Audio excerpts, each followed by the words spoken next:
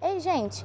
Meu nome é Ana Luísa Ferraz, eu sou aluna do Coltec da UFMG e nós estamos no terceiro trimestre estudando Geometria Espacial, em que o nosso professor Fernando Lima fez uma proposta para que a gente resolvesse 3 questões do Enem de 2011. O meu grupo é composto por mim, o Pedro Miziara, Juliane Tuassu e a Vanessa Luna, e nós somos da sala 202. Vamos lá. A questão 144 é uma questão que envolve mais uma capacidade de visualização dos sólidos geométricos da matemática. Ela não tem muito segredo, mas sim vai um pouco da imaginação do aluno que a resolve. É o seguinte, ele nos conta uma história falando que uma indústria ela fabrica alguns brindes em formatos de pirâmide, só que eles obtêm esses brindes a partir de um cubo regular.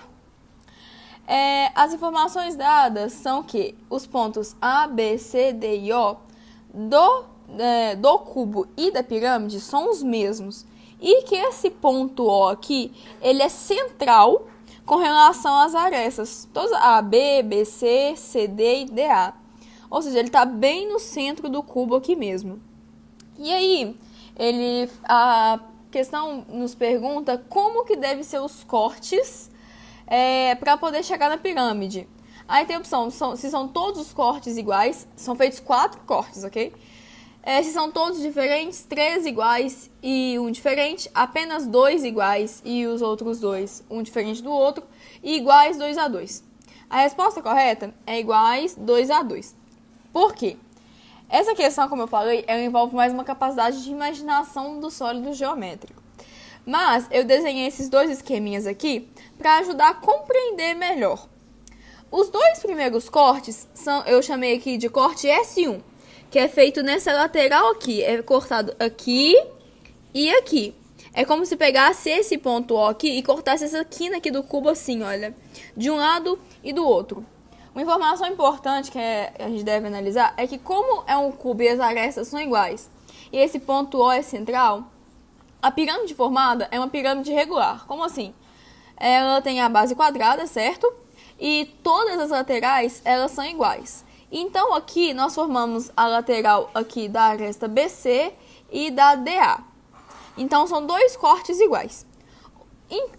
Nós precisamos fazer mais 2 cortes.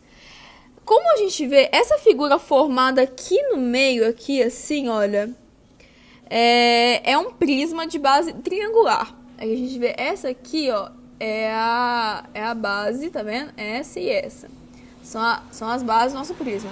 Só que a pirâmide, ela é inclinadinha, né? Ela tem uma inclinação até esse ponto no plano superior.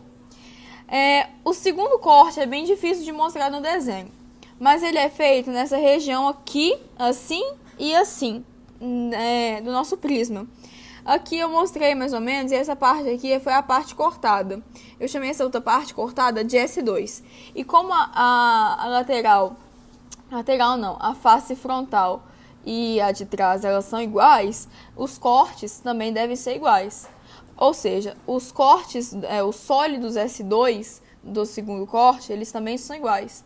Ou seja, são 2 sólidos iguais S1 e 2 sólidos iguais S2. S1 na lateral e o S2 nas partes da frente e atrás, considerando esse nosso esquema. Logo, o gabarito correto é a letra E, iguais 2 a 2. A questão 147 do Enem, ela traz pra gente uma figura em que ela diz que é de uma sombrinha oriental, que tem esse formato aqui, mais ou menos. Sim, gente, estou desenhando aqui com cara e coragem. Aí aqui puxa um cabinho aqui assim da sombrinha. Ela tem desse jeito. E ela pede pra gente dizer com que figura essa sombrinha se parece. E as opções que nós temos é uma pirâmide, uma semisfera, um cilindro, um tronco de cone ou um cone. Então, vamos pensar. A gente vai pegar essa imagem aqui e vamos desenhar ela aqui assim novamente. É exatamente isso daqui, correto? Então, vamos lá. Uma pirâmide, ela vai ter um desenho mais ou menos assim. Ela vai ter uma base quadrada, puxando 4 vértices, chegando até um ponto. Uma semisfera, ela vai ser exatamente assim. coloridinha, porque é uma esfera, ela tem que estar colorida, ela tem volume, diferente de um círculo ou de uma circunferência. Um cilindro, ele já vai ser dessa forma aqui, ó. Ele vai ter uma base e uma tampa em formato de um círculo, em que vai puxar dois vértices ligando eles, formando assim, tipo um copo, certo? E um tronco de um cone, ele vai ser um cone em que tem a base redonda, puxando um vértice, só que ele não tem a pontinha, ele para aqui assim na metade, tá vendo? Tipo um cilindro, numa seção transversal aqui. Aqui é uma seção transversal, esse daqui. Ele vai ser tipo um cilindro, só que ao invés dele ir reto, ele vai fazer assim, entende? Acho que dá pra entender. E tem o cone, que ele vai fazer uma bolinha assim e vai puxar assim. Aqui a gente colore. Aqui assim. Que é exatamente a figura da nossa sombrinha. Então, essa questão 147, o gabarito dela seria letra E. Por último, a questão escolhida foi a questão 167 do Enem. Ela é uma questão que apresenta uma certa pegadinha que pega muita gente desatenta. É assim, ela conta uma historinha falando sobre a captura de beija-flores. E aí fala como é preparada uma solução para atrair esses beija-flores. Só que ele dá uma informação muito importante no texto. É que, para preparar essa solução, são necessárias 5 partes de água e 1 parte de açúcar. Essa parte da parte total do volume. Ele fala que a solução é preparada num copo. É como se nesse todo o copo aqui, olha, uma dessa parte aqui fosse só para açúcar e o restante aqui de água. As informações dadas são que a altura do copo é de 10 centímetros e o diâmetro da base é de 4 centímetros. E ele nos pede para poder encontrar qual é o volume de água que vai ser utilizado para preparar essa solução. Ou seja, o volume de água e não de solução, ok? Sendo assim, nós precisamos calcular o volume, né, desse cilindro. Porque ele também fala que o copo é em formato cilíndrico. O cálculo de volume de um cilindro é área da base vezes a altura. E, como a nossa base é um círculo, a área de um círculo é πr ao quadrado. E ele pede, a questão pede para considerar o valor de π como 3. Como a base tem um diâmetro de 4 centímetros, nós sabemos que o raio vai ser de 2 centímetros, porque o raio é metade do diâmetro, correto? Então, nós vamos descobrir o volume total de solução no nosso copo, ok? É importante, vamos lá.